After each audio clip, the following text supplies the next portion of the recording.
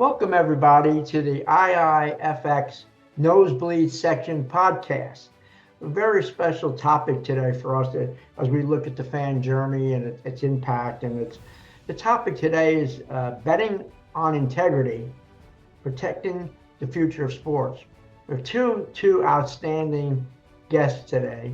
Evan Davis, an attorney with the Royer Cooper Cohen and Braunfeld as legal counsel in the sports betting industry. And of course, we have Dan Trolaro, who's with the IC360 group. So, Evan, tell the folks a little bit about you and what your role is in the sports betting industry. Absolutely. And Lou, thanks so much for having me on here. I've been in the sports betting industry for about 10 years, and the gaming industry for about 10 years. I was the general counsel for a casino property in Philadelphia, Pennsylvania, when sports betting became legal, and helped get that off the ground and launching that. I've served for 2 years in a business advisory role, helping companies navigate the commercial side of sports wagering. And then most recently was deputy general counsel for Penn Entertainment, which at the time had the Barstool Sportsbook, now the ESPN Bet platform, and did a lot of work with those folks, both on the commercial, the legal, regulatory side of that as well. Now I'm in private practice and similarly helping companies navigate this space. Companies that are both directly tied into the sports betting world, and also those that are perhaps adjacent to it, and looking to do business within it, whether those be sports teams, leagues, technology companies, you name it. So thrilled to be here and talk about what's a very important topic in this space. Thanks so much for being on the podcast. And Dan, we met a couple of years ago and kind of followed your career a little bit, and we're really, really fortunate to have you here today. So tell the folks a little bit about you. Well, it's good to see you again, and thank you again. And Evan, good to be on here with you today to talk about a really, really important topic. Born and raised in New Jersey, and I am a person who's also been in the industry now, coming up on 10 years. However, my path is a little bit different. I'm a person in long-term recovery, and I had a problematic relationship with gambling, and that's the way I describe it. You know, it wasn't healthy for me. And as an athlete in high school with hopes to go play professional baseball or college D1. That was derailed by rotator cuff injury. Ended up working in New York City for years and as a financial planner with Goldman Sachs, and unfortunately was downtown on September 11th. And when September 11th hit, it had a massive impact in my life. And I ended up losing about a dozen friends that day. And it set me off on a really long, prolonged 8.5 year run of gambling where I was just gambling every day. So it wasn't healthy for me. And it ultimately led me to make a lot of bad decisions in my life. And it's very public, the work that I do. And I ended up losing my freedom for about 4.5 years. And when I came out of prison in 2015-ish, 2016, on supervised release, I knew I needed to do something different with my life. And saw a job opening, saw an opportunity to kind of give back and start speaking to people who had gambling problems. And that's kind of the path that I went on. And fast forward to today, we provide education to leagues, to associations. We work with regulators, legislators, law enforcement to provide education and also monitor the integrity of sport with IC360. So I run the education division in North America and have the privilege of working with a lot of great people and meeting great folks like yourself, Lou. That's for sure. And thank you to both of you for a nice introduction. The topic being today's topic, betting on integrity for the protection of sports. So, Dan, what is integrity monitoring and how does it work? Sure. Yeah. I mean, quite simply, what we do, IC360 is a technology company, and integrity monitoring essentially is looking for anomalies. You're looking for suspicious patterns of betting or wagering. And if you detect them and find them, you work with stakeholders, right? It takes various stakeholders to keep the industry safe and protected. So if we find something on our end, we report it back either with the operator or with the league or a team or with a regulator in the state in which we detected it. So really it's trying to preserve the fairness and the reputation of sport and sporting contests. And any other further comment, Evan, on that? Or Yeah, I mean, I think the companies IC360 is really at the forefront of this. The scariest part, I think, for stakeholders is that they don't know what they don't know, and they only have access to their own ecosystem. And IC360 is really able to bridge that gap between the betting regulators, the betting operators, the sports teams, the leagues, and synthesize that data to pick up on suspicious activity, which doesn't mean that all suspicious activity is in fact problematic, and I'm sure Dan can talk about that, but to at least raise the red flag and say, hey, this might warrant some further investigation. Exactly. It's checking, and you're 100% correct. Not everything we find is problematic. Sometimes it just happens to be one of those strange anomalies, a statistical variant. But it's good to have a company like ours looking Overwatch to say, okay, hey, there's something here we want to investigate just a little bit deeper, because it helps reinforce confidence. We don't want consumer confidence to go down the tubes at a time when sports is growing and the market is just blossoming.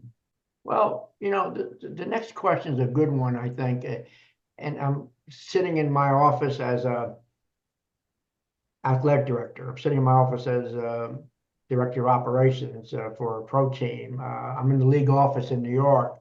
Uh, what steps can these organizations take to better protect the integrity of their games? That's a solid question. How do they go about it? Dan, you want to take a shot at it? Solutions that we offer with IC360, and I'm on the education end, and we'll talk about that. That'll be sprinkled in throughout, because I'm a firm believer of education at the base of a lot of what we do. But we also use technology solutions, and one of them is a solution called Prohibet. And Prohibet is essentially a technological device to prevent prohibited bettors from wagering on an event.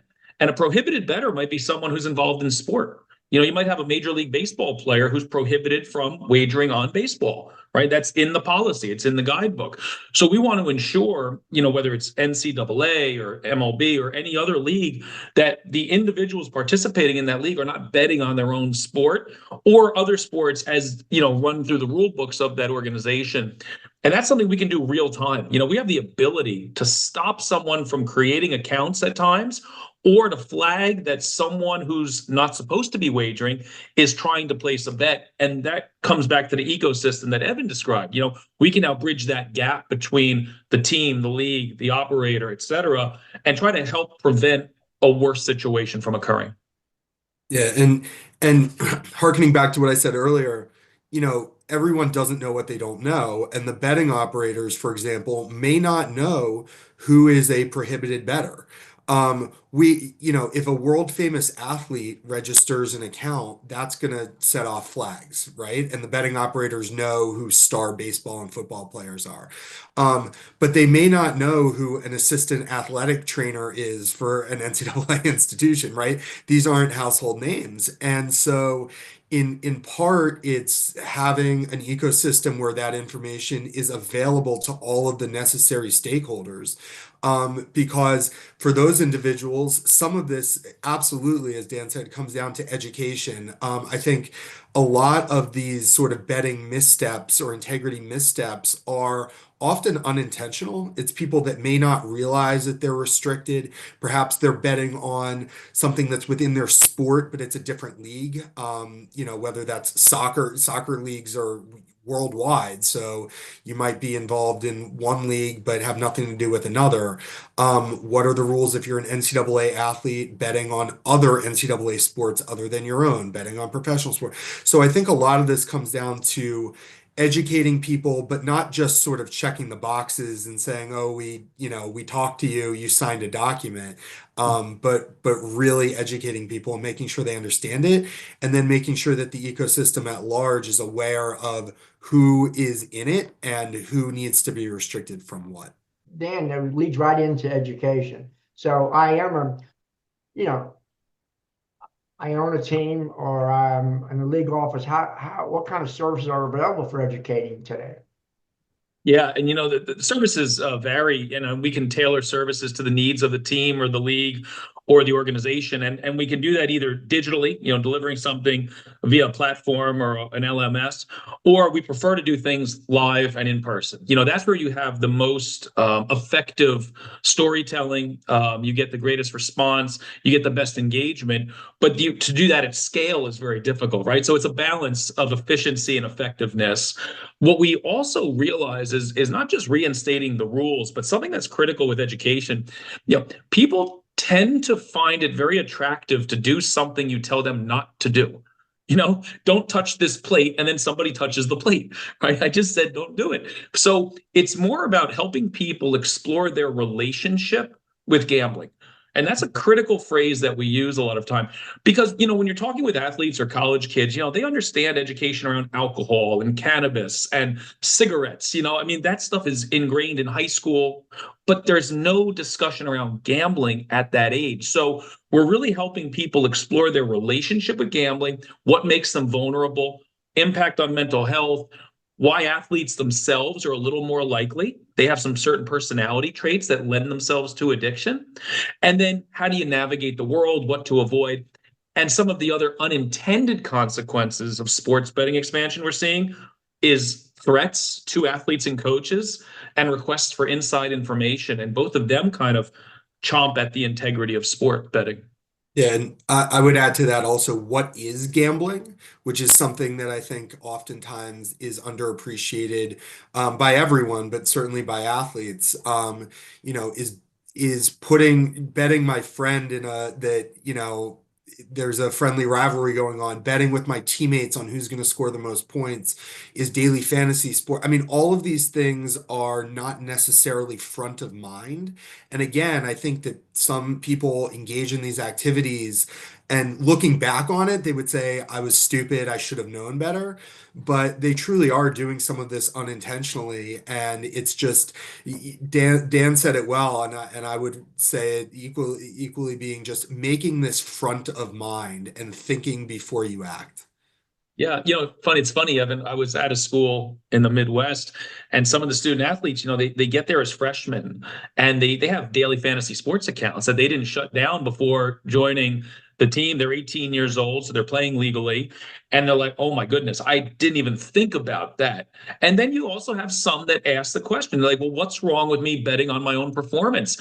If I want to score a lot of points, so I'm going to try to do that." You can't do it. Player props, another big issue in the marketplace.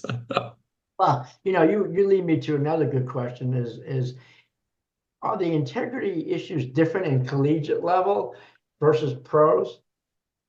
That's a good question. That's a tough one. Evan, you want to check? What is the difference? Go ahead, Evan. Well, I would say, I think one of the key differences, there are a few differences, and it's more on the athlete than the sport. These collegiate athletes are younger. They're perhaps a bit more naive. Many of them may not be 21. And they don't have the same levels of education. In professional sports, you have the players associations, you have, all sorts of other resources that college athletic departments don't necessarily all have at their disposal. So I think that delivering the message, obviously, college athletes, now with NIL, some of them are compensated, but a lot of them are not. And so they might be looking at betting as an additional revenue stream. Oh, when I was a senior in high school, I won $1,000 playing DFS. I'm going to keep doing that. So I think that the differences in large part lie with the athletes more so than the sports themselves. Yeah, and the age of athlete does matter. I agree with you, Evan. You have young college age individuals. Brain development doesn't finish until late 20s. And the piece that develops last is the prefrontal cortex right here. And that's the decision-making piece. And that's the piece that says, yes, this is a good idea, or no, this isn't a good idea. And when you have young emerging adults maybe getting money for the first time, if they're getting an NIL deal of any size or scope, there's the potential that people will try to compromise young athletes. So if someone's looking for inside information, they're heavy users of Instagram, of social media. So the access to the athlete has never been, I mean, it's never been greater than it is now. I mean, people can access and find student athletes fairly easily. And so the integrity issues there are concerning, but also the NCAA's rules are you cannot wager on anything for which there's a path to professionalism or for which the NCAA conducts a championship. You go to the leagues, the pro leagues, their rules are different. So it's more restrictive at the NCAA level, which some could argue could say, okay, well, now they can't do anything pretty much in sports betting. So it makes it more open for potential harm on illegal wagering.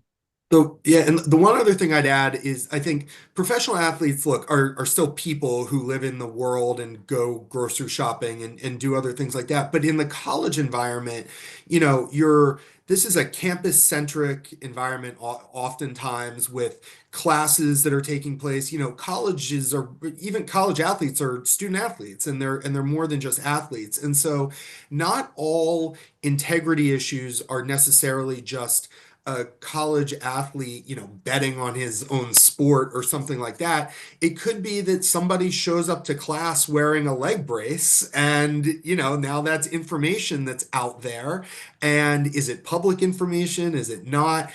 How is that being disseminated? What's happening to betting lines? And that's where companies like IC360 can be involved and pick up on anomalies that may not even be due to anyone's nefarious activity. It's just here's information that's out there, but it's really only out there if you happen to be in, Bio 101 at the University of whatever, right? Because you saw this with your own eyes. So there's a lot of nuances that go into it beyond just the obvious. And that's why it's important that we have a coordinated approach, right? So it's the use of education, it's the use of technology tools to kind of help with that, and then it's coordinating with the stakeholders like regulators who are the enforcement arm. So it's really a lot of different stakeholders get involved. What are the biggest misconceptions regarding the effects of sports betting on the integrity of sporting events today? Biggest misconception. Just give me, whatever we go, 3 or 4. But I'll give you two. Start me off, Evan. What's going on? I'll give you two. I think the first is that sports teams that engage in commercial partnerships with betting operators are somehow up to something no good. They're interested in the outcome. They're trying to change the outcome, something like that. The fact that you might have as a sports team, have a professional, sponsorship with a sports betting operator, is no different in that sense than it is having one with, Gatorade or Toyota or any other company that has nothing to do with the sport. And that's true regardless of the extent to which you promote it. I think a lot of sports teams are reticent to really engage in these partnerships and truly promote them because they're worried that they're going to be perceived as somehow undermining the integrity of the game. And unfortunately, those perceptions are just ill-founded. The sports teams have no interest in doing anything untoward in that way. The one other misconception, and I think this one is actually pretty prolific, is that the expansion of sports betting across the United States has really increased the risk of integrity issues. It's perhaps increased the ability for companies like IC360 to detect these anomalies, but what we need to do is take a step back and realize that's a good thing. We want to detect these anomalies. Yes, it makes for an unfortunate headline, but we're actually preserving the integrity of the game. And this is still true today, and Dan can speak to this, right? When betting activity takes place through offshore wagering, through, bookies, through other not legal, not regulated channels, it becomes much more difficult to detect. So when certain states look at, for example, restricting certain types of bets on college athletes, I think not in every case, but in many cases, it's really short-sighted. The idea would be, no, have these bets be available through legal regulated channels so that if something untoward were to go on, the information is out there and made available to the right stakeholders and able to be detected. Because if an athlete's compromised, you want the betting on them to take place through legal regulated channels, not through unregulated channels that makes it a lot harder to detect. Yeah, and to add to that, and I agree, when we can keep things above board, it's this has been going on for years. Gambling's been around since the beginning of time, right? So it's nothing new, and the issues have always been there. In the worst of my gambling, I was gambling on the Bet US, the bookmakers, the Bodogs, Bovadas at the time, sending money offshore. I mean, there's no player protection. That's not responsible gambling. There's nothing to safeguard the consumer. I would say one of the biggest misconceptions I hear constantly is, oh, this doesn't happen on our campus. This doesn't happen here. This doesn't apply to us. This is a football, basketball issue. It's not a men's swimming issue, a la Notre Dame, whose swim team was suspended for a year, right? This is not a golf issue, not a tennis issue. This is an every person issue, every sport issue, potentially, because lines are made available on an increasing number of sports, both in the legal regulated market as well as the illegal underground market. So that's one of the biggest misconceptions, is that it doesn't happen here. And then on the athlete side, they won't find me. I only do a little bit. I'm not doing anything bad. It's $5, it's $2. And what I caution individuals is, you bet in a group, you got 10 people betting. And you might do $1 or $2, because the statistics show that people are still wagering when they're not supposed to. NCAA runs data. We collect data from over 14,000 college student athletes right now. And people are gambling, and they're prohibited bettors. If you're betting with other people, you don't know what that other individual is doing.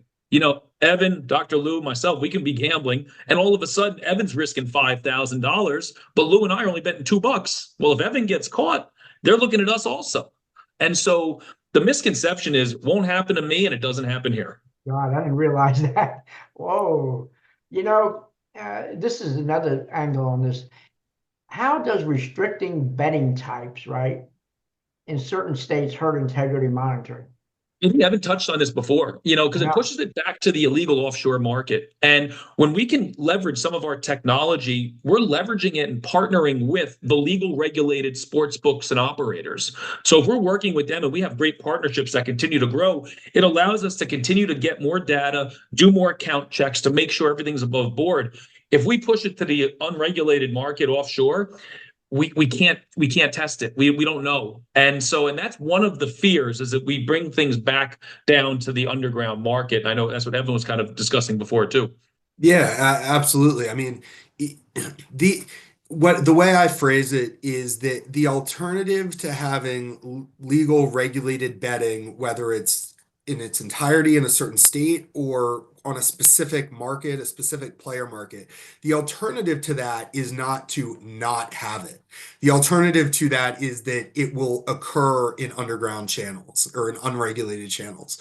And so I think if you phrase the inflection point that way, all of a sudden stakeholders, be they athletic directors, team and league executives, would have a very different view on what their preference is. Because if you say, hey, in this state, you cannot bet on in-state college teams, if you're a student on that campus, you're still going to do it. You're just going to do it in a way that's harder to detect. And other things, and you're going to do it in a way, as Dan touched on, that doesn't have player protections, that might allow you to bet on credit and use money that you don't have. I mean, there are a number of reasons why that is a far less preferable outcome. And perhaps another misconception is not just, oh, it doesn't happen here, but like, oh, if it's not legal, it doesn't happen. I mean, as Dan said, this has been going on for a long, long time. And the legalization of it is not suddenly made this an issue out of something that wasn't previously. This has always been an issue, and the legal regulated system should be looked at as helping to solve some of the peripheral problems that come out of it. Very well said. Evan, the integrity concerns that we're facing in the United States, is it different in Europe or rest of the world? Are we different? So this is what I think a lot of Americans don't necessarily appreciate, right? So first of all, we've had sports betting in the United States in Nevada for a long time, legal regulated sports betting in sports books in Nevada for a long time. So sports betting is not something that's new to the US, but it's certainly not new to the world. There's been wagering taking place in Europe, and not just on European activities, but on American sports, right, for a long time as well. So these are issues that, again, they've come to the forefront in recent years because, yes, more people, the marketing obviously has been tremendous, and people are being inundated with ads for sports books. And people that might not have been inclined to be sports bettors before are now becoming them. Daily fantasy sports is available to people who are 18, so that's brought in a new set of folks. But we're not solving some new issue. This isn't something that the sports world has only had to think about for the last 7 years. Betting, legal regulated betting even, has been going on for a much longer time than that. And yeah, the Europeans have had betting scandals from time to time.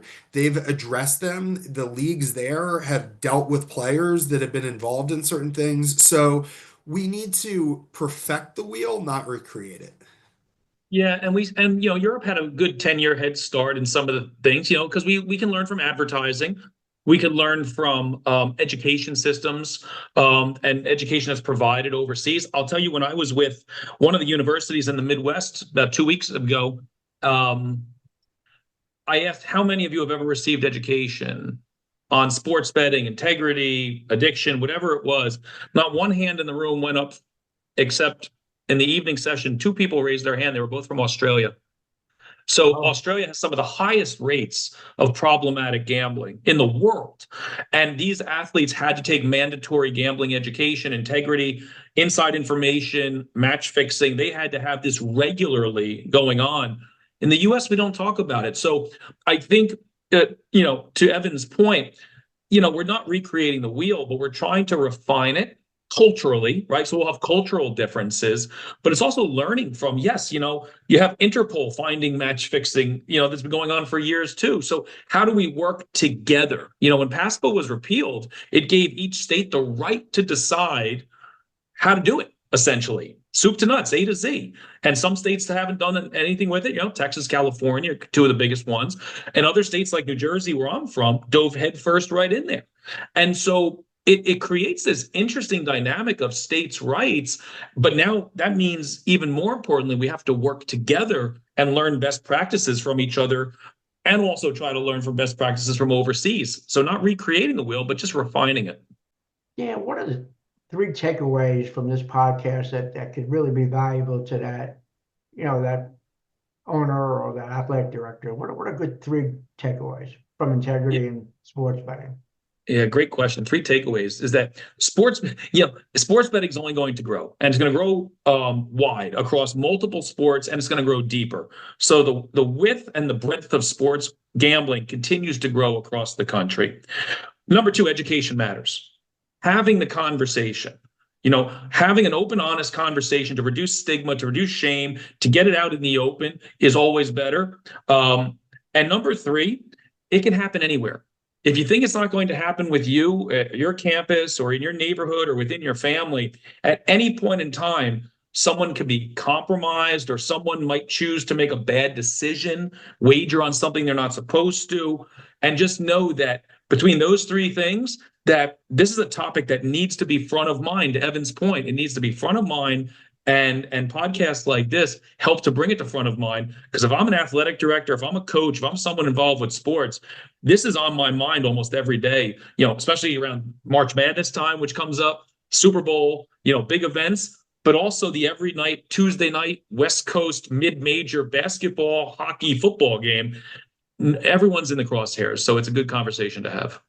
Okay, what are your 3 takeaways for us? Yeah, well, so Dan took one of my 3 on the education. That's okay. That's okay. So I'm gonna say, but I'm gonna say mine all sort of play off the same theme, which is that for stakeholders within sports, whether it be they NCAA athletic directors, team executives, league executives, lean into sports betting.